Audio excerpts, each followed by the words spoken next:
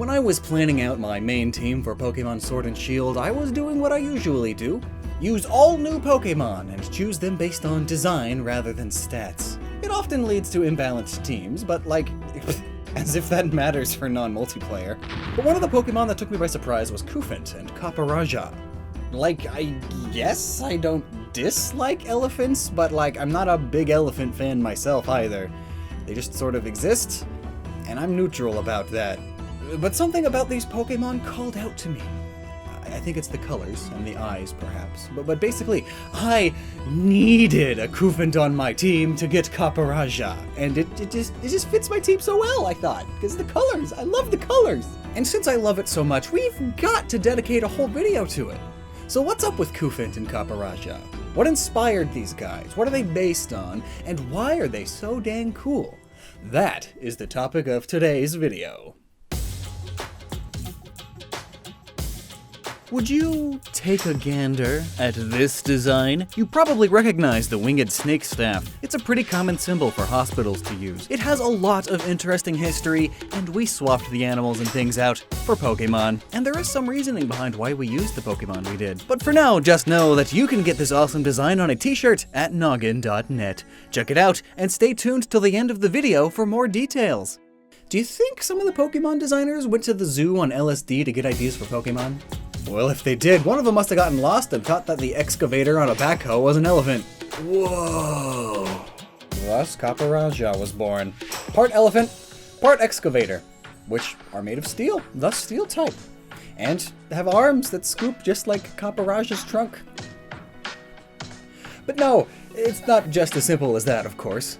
Like, what's it doing in Galar? Why are the colors this way? Why is it shaped like a cube? There's a lot more to cover about our green metallic pachyderm pal, like its etymology.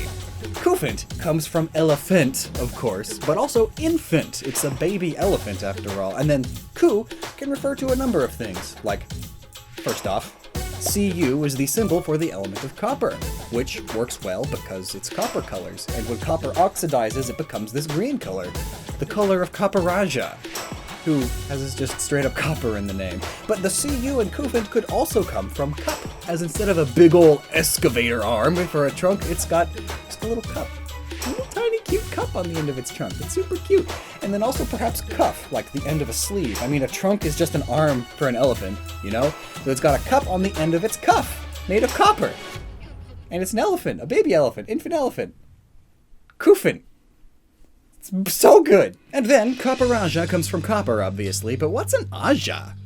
Well, Saja is Sanskrit for elephant, Sanskrit being the main ancient language spoken in India, and Maharaja, then, is an Indian king or prince. Oh! So it's an Indian elephant. You can also tell because it has these bumps on its head, and being an Indian elephant would explain its Pokédex entry. They came over from another region long ago and worked together with humans. Their green skin is resistant to water. So for sure, they aren't native to Galar, which African elephants wouldn't be either, but Indian elephants were utilized for work much more than African ones, and being Indian elephants, well, that makes some sense. The British Empire has deep ties to India, too deep according to most.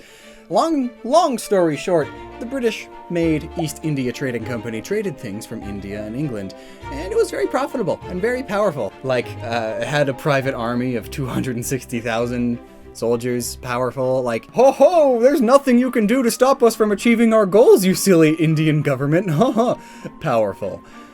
So eventually the Indians rebelled, lost, and then the British had total control of India for the next 90 years until Gandhi said he was going to starve himself unless they left, and so they left. I'm skipping a lot of details, but that's the gist. So, similarly then, perhaps Galar has connections to the Pokemon world's equivalent of India. I mean, there are other Pokédex entries that mention Indian elephants. India very much then exists in the Pokemon world. But anyway, the Dex entry for Copperajah mentions that they worked together with humans. This makes sense because India has a long history of taming pachyderms. The earliest documentation of elephants dates back to 2000 BC. The Aryans were still around, and this is less than 1,000 years after the Bronze Age. I mean, a couple thousand years ago, people were banging rocks together to make basic tools. But elephants, there were elephants. Elephants, both Indian and some African, were tamed not just for lifting heavy objects though, they were also tamed for war purposes. Classical war elephants had these large, square towers, yes, towers, put on their backs, which you could argue inspired the reasoning behind Copperajah and its Gigantamax forms being so dang cubey. The towers were cubes put on top of the elephants. Made the elephants look kinda cubular. And also, there's that extremely cubey elephant-like Japanese spirit, or yokai, the Nurikabe. Oh yeah, maybe I should talk about that. Nurikabe are basically invisible living walls that block people's paths, though they can become visible when you get close enough. There are two common depictions of them. One is literally just a wall with a face, kinda like a thwomp, and sometimes they have small limbs too. But the other common depiction makes them out to be a beastly thing that looks like this. Not exactly an elephant, but an elephant enough. It's big and hulking. It's got big jowls and big teeth that are actually fangs, but I mean tusks, they're basically fangs that are stinking massive, right?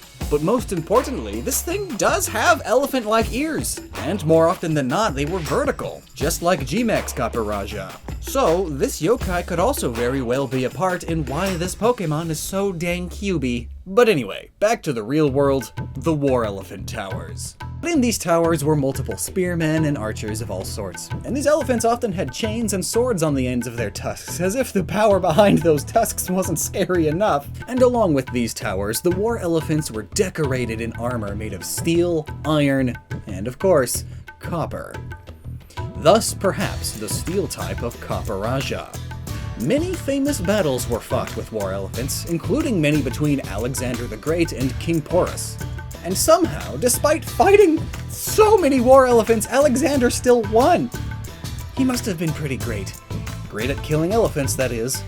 But it still only counts as one. And surprisingly, it wasn't until World War II that war elephants really stopped being a thing. And yes, that does mean war elephants were still around in World War I. Here's a photo of one. Egad, just strap a machine gun to the top of an elephant. But it makes sense that they would stop eventually. An elephant can take a lot of stabs and arrows before going down, but it can't exactly take a single snipe to the head. And by World War II, guns reached that sort of power and distance.